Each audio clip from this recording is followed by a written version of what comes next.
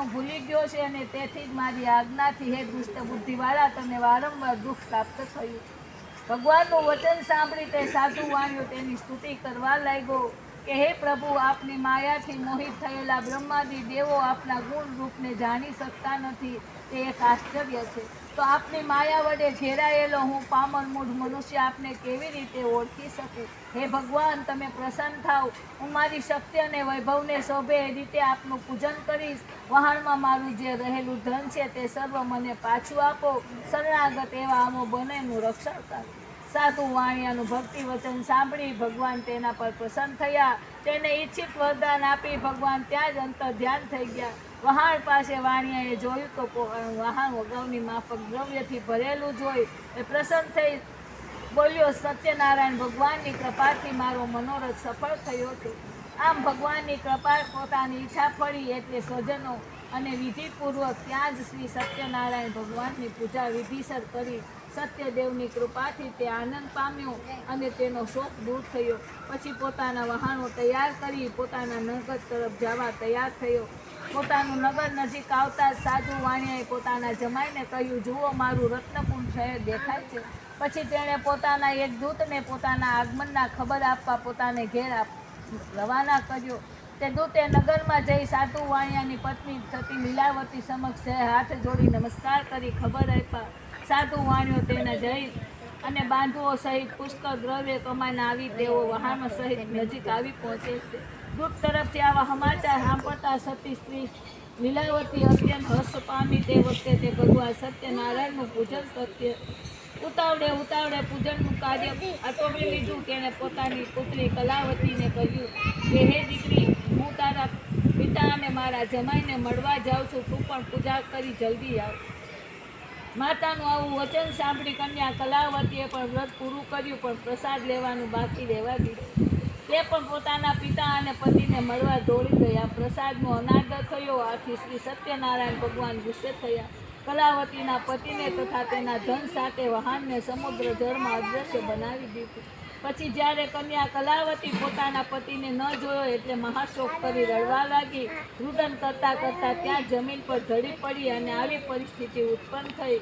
એટલે સાધુ વાણિયો ભય પામ્યો અને વિચાર કરવા લાગ્યો કે આવી ગજબ વાત બની. હમણાં તો જમાઈ અને તેનું વહાણ દેખાતા હતા, એકાએક કેમ અદૃશ્ય થઈ ગયા. અન્ય હોડી ચલાવનાર બીજા નાવિકો પણ આશ્ચર્ય પામ્યા અને ચિંતામાં પડ્યા.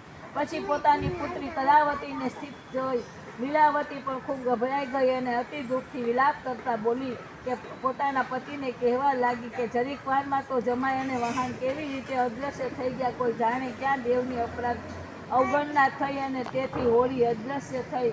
હું કાંઈ સમજી શકતી નથી. શ્રી સત્યનારાયણ દેવનું માતમ તો જાણવા કોણ સમર્થ છે? આમ બોલી લીલાવતી પોતાના સ્વજનો સાથે વિલાપ કરવા લાગી. પછી સતી લીલાવતી પોતાની પુત્રી કન્યાને ખોળામાં બેસાડી ખૂબ રુદન કરવા લાગી. કલાવતી પણ પોતાના સ્વામીનો નાશ થયો જોઈ ખૂબ જ દુઃખી થઈ અને કલાવતીએ વિચાર્યું કે હવે મારે જીવવું શું કરવું. આ પોતાના પાદુકા લઈ તેની પાછળ સતી થવા નિશ્ચય કર્યો. કન્યાનું આવું વર્તન જોઈ તે સજ્જન સાધુ વાણિયો પોતાની સ્ત્રી સહિત ખૂબ જ દુઃખી થઈ શોક સંપન્ન બન્યો. પોતે ધર્મનો જાણકાર હોય તેથી વિચાર કરવા લાગ્યો કે નક્કી શ્રી સત્યનારાયણ દેવે જ મારા કોઈ અપરાધને કારણે મારા જમાઈ અને તેના ધનની અદૃશ્ય કર્યા છે અને સત્યનારાયણની માયાએ કરીને જ આ બધું બન્યું છે. આથી હું મારા વૈભવને શોભે તેવી રીતે વિધિપૂર્વક શ્રી સત્યનારાયણ ભગવાનનું પૂજન આ ઘાટ પર જ સંકટ દૂર થતાની સાથે જ કરી એવો નિશ્ચય કર્યો અને જમીન પર લાંબા થઈ શ્રી સત્યનારાયણ ભગવાનને સાષ્ટાંગ દંડવત પ્રણામ કર્યા. આથી દિન દુખીઓના પાલનહાર શ્રી સત્યનારાયણ સંતુષ્ટ રહ્યા. ભક્તવત્સલ ભગવાન તેમણે આકાશવાણી દ્વારા જણાવ્યું કે તમારી પુત્રી મારા પ્રસાદનો ત્યાગ કરી તેના પતિને મળવા આવી છે, તેથી તેનો પતિ તેને અદૃશ્ય કરવામાં આવ્યો છે. જો તે ઘરે જઈ પ્રસાદ લઈ પાછી આવશે તો હે સાધુ વાણિયા, તેનો પતિ તેને તરત જ પ્રાપ્ત થશે, એમાં શંકા નથી. આકાશમાંથી થયેલી આકાશવાણી કન્યા કલાવતીએ સાંભળી. આકાશવાણી સાંભળતા જ તરત ઘેરે ગઈ અને પ્રસાદ લીધો. પાછી આવી કિનારે આવી ત્યારે તેના સજ્જન પતિના દર્શન થયા.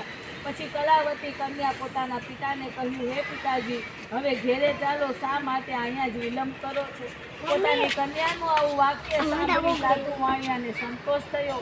શાસ્ત્રમાં જણાવેલ વિધિ પ્રમાણે સત્યનારાયણ દેવનું વ્રત પૂજન ત્યાગ કરી પોતાના ધન અને બાંધવો સહિત ઘરે ગયો. ઘરે આવ્યા પછી દર પૂર્ણિમાને દિવસે અને સંક્રાંતિને દિવસે તે શ્રી સત્યનારાયણ ભગવાનનું પૂજન કરવા લાગ્યો અને અંતે આ લોકમાં સર્વ સુખો ભોગવી શ્રી સત્યનારાયણ ભગવાનના વૈકુંઠ લોકમાં ગયો. ઇતિ શ્રી સ્કંદ પુરાણે દેવાખતે શ્રી સત્યનારાયણ વ્રત કથાયા ચોથો અધ્યાય. શ્રી કૃષ્ણાર્પણ. બોલો શ્રી સત્યનારાયણ દેવ.